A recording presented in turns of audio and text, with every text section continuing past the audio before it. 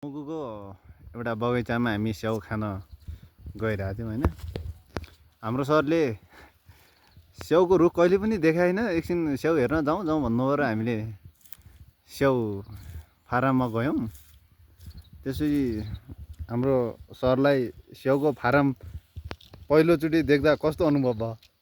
नै रुख चाहिँ पहिला देखेकै हो, रुखमा देखा चाहिँ होइन, तर मुलुकमा चाहिँ यस्तो स्याउको बारी हुँदो रहेछ भन्ने चाहिँ पहिलोचोटि अनुभव भयो।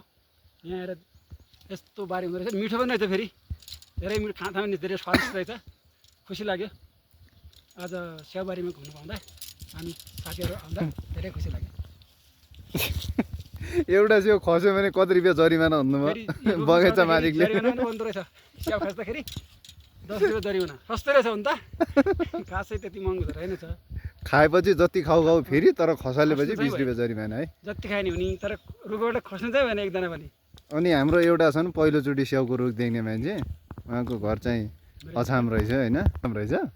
पहिलोचोटि स्याउको रुख देख्दा कस्तो अनुभव भयो त? अनि राम्रो अनुभव भइरहेछ होइन, स्याउ चाहिँ मिठै हुँदो रहेछ, अलि चाहिँ दाना चाहिँ सानो सानो हुँदो रहेछ है।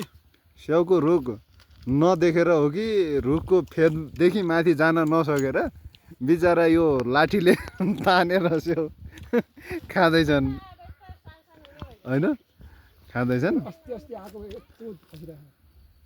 अनि के छ स्याउ कस्तो रहेछ त? अनि राम्रो रहेछ, मिठो छ, मिठो। बजारको भन्दा यो फारममा गएर खाएपछि एकदम टेस्टी होइन? टेस्टी रहेछ, धेरै धेरै राम्रो छ है मुगुको स्याउ चाहिँ।